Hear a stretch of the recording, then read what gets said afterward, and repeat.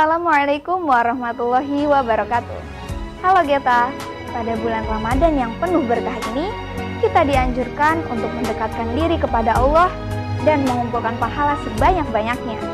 Namun, di tengah semangat beribadah ini, ada satu fenomena yang sering kita temui di media sosial, yaitu fenomena flexing ibadah. Banyak orang yang sengaja memamerkan ibadah mereka secara berlebihan. Pertanyaannya, apakah hal ini diperbolehkan dalam agama Islam? Terus gimana sih cara mengatasinya?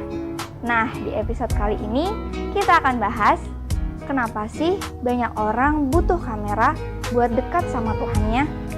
Sebelumnya, di dalam kerang ada permata. Bersama saya Khairunisa, mari kita bahas bersama-sama.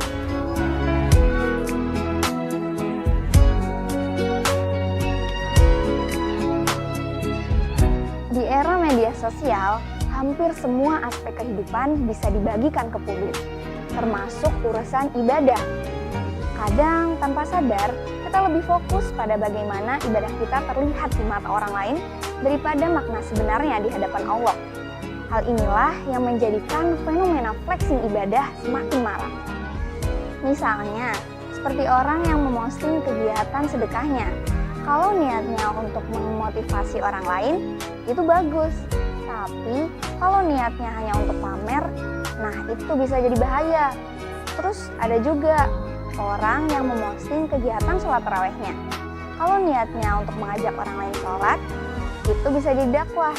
Tapi kalau misal tujuannya untuk nyari views atau mendapat saweran, nah itu bisa jadi ria. Oh iya, kalian tahu nggak? Belum lama ini ada ustadz yang lagi viral loh, karena live TikTok saat mengimami sholat tarawih. Bahkan mendapat banyak gift dari penonton. Eits, tapi jangan suudzon dulu ya Geta, karena menurut Ketua Fatwa MUI, hal ini diperbolehkan, asalkan masih memenuhi rukun sholat dan niatnya baik. Jadi, semua itu balik lagi ke niat awalnya ya Geta.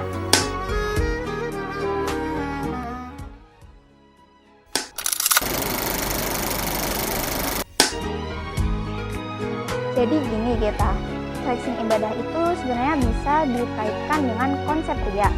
Ria dalam ibadah adalah perilaku memperlihatkan ibadah untuk mendapat pujian atau pengakuan baik dari manusia, dan bukan semata-mata karena Allah. Allah Subhanahu wa Ta'ala berfirman dalam surat Al-Ma'un ayat 6, Alladzina hum yura'un. Dan maknanya, tidak hanya itu, mereka jugalah orang-orang yang berbuat ria, baik dalam sholat maupun semua perbuatan baiknya. Mereka adalah orang yang beramal tanpa rasa ikhlas, melainkan demi mendapat pujian atau pengakuan dari orang lain. Terus gimana ya hukumnya dalam Islam?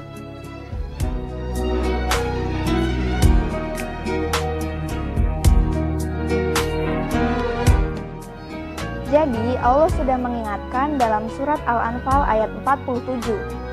Wala takunu kalladzina kharaju min diyarihim bataran wa ria'an nasi wa yasudduna an sabilillah wallahu bima ya'maluna muhit. Artinya, janganlah kamu menjadi seperti orang yang keluar dari kampung halamannya dengan rasa angkuh dan ingin dipuji orang, serta menghalangi orang dari jalan Allah. Allah Maha meliputi apa yang mereka kerjakan. Jadi sekarang udah paham kan? Kalau perbuatan ria itu tidak diperbolehkan oleh Allah dan nantinya akan mendapat balasan yang setimpal oleh Allah. Jadi sebelum ngepost ibadah, coba tanya sama diri sendiri. Kalau nggak ada yang lihat, masih mau ibadah nggak? Kalau jawabannya iya, berarti insya Allah niat kita udah lurus.